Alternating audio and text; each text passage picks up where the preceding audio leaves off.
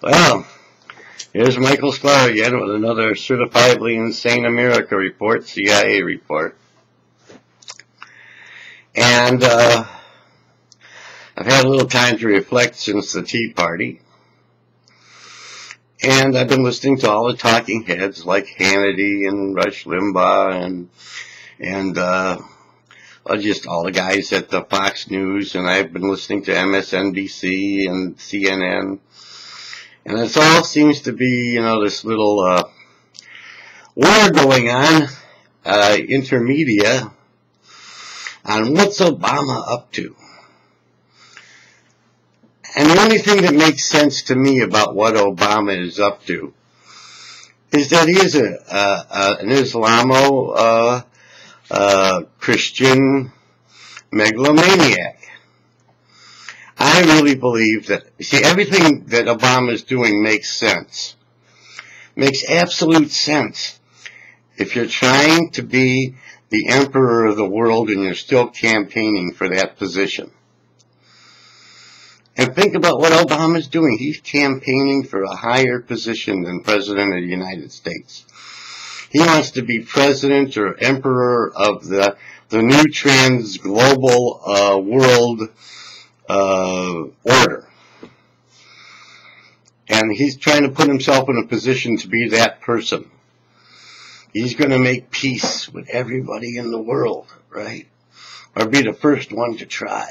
He's probably looked at the Christian revelations and said, well, if the beast, that 666 beast is anti-Christian, and, let's face it, the church that Obama comes out of as far as a Christian church is not Christian. It's Sandinista black, church that hates America first. So, if you think about it, he's crushing the Constitution. He's moving towards international law to crush our Constitution with even more. And he wants to be the first world emperor, world president, whatever you want to call it, of this new trans-global union. Or with international law being the see only and say everything law of the world. Okay, if you look at it from that perspective, that's what he really wants to be, and that's what he's still campaigning to be, that everything he's doing makes sense. Now you think about it. Everything that he's doing makes sense. He's trying to pave the way for something that doesn't exist yet. This world president of a trans-global union. Then, if you look at what he's doing, it makes sense. But I don't want to live in a trans-global socio-fascist world. I don't know if you do or if you don't, but I sure do know that there's a good portion of the citizens of the United States of America that, as blind as I am, are too blind to see what I see. And you might call me crazy, you might call me nuts. I'm certainly in a certifiably insane America. But Mr. Hannity, Mr. Limbaugh, Mr. Hammer, Miss Kelly, Megan, Greta, all you guys at Fox, talking about it fair and balanced, Mr. O'Reilly, ain't going to change the situation if this is what he's really up to. And all you guys at MSNBC, that's controlled by GE, that's controlled by the government, that's controlled by Obama, that's controlled by Soros, who may also be trying for emperor and using Obama as a puppet. Well, you already know what the game plan is, because you're pushing for it. And you're behind it 100%. I mean, your media propaganda is far beyond fair and balanced. I only wish to see a fair and balanced MSNBC. But I don't think I'm going to see that again in my lifetime. Propaganda to the left is where you're at, and propaganda to the left is where you and CNN and you know, I remember when TV was fledgling, excuse me, and it would go off like at 2 o'clock in the morning, and they'd show the American flag and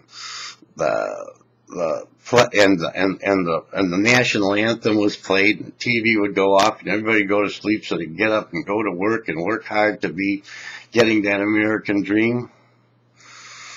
And then all of a sudden, television turned into a 24-hour thing that forgot to put on a national anthem because it never shut off or never came on. Maybe, you know, maybe it was a good thing back then when all the news networks, you know, were fair and balanced. And they did believe in America. You guys don't believe in America anymore. Not the America I came out of. Not the one that had that Pledge of Allegiance that I believe in. Oh yeah, I gave it to you before, my Pledge of Allegiance, my new one. I pledge allegiance to the flag and the Declaration of Independence and the Constitution of the United States of America, and to the republic for which they stand, one nation, endowed by its creator with the inalienable right to life, liberty, and the pursuit of happiness, with freedom and justice for all. Well, that's my new pledge. I'm not going to get away from that. And if you believe in that kind of a pledge, and if you believe in that old America where all the stations had the American flag and the national anthem at the end of the day, then maybe it's time for you to reflect on what Obama and Soros and MoveOn.org have in store for you as tax slaves to a global union. Because that's where it's going.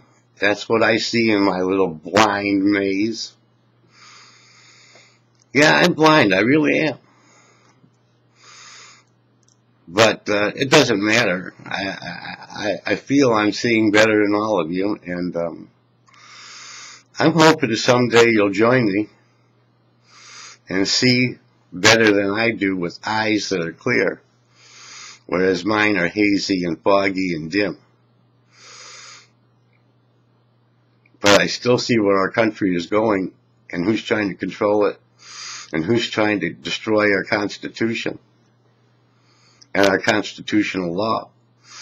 And I don't see any lawyers getting up and taking the banner and saying to the president, hey, Mr. President, you swore to defend the Constitution, preserve and protect. Hey, you in the Congress, you swore to preserve and protect the Constitution. Why are you going towards international law? Isn't that enough to impeach all of them? Or is there so many of them you can't impeach them? Well, if you can't impeach him, I'd say the governor should recall him. Anyhow, that's how I see it right now. That's how I've reflected. I hope and I pray that people's opinions won't be squashed, and rotten apples don't destroy the whole bushel that makes up the core of the United States of America. So, that's all I can say today. See ya.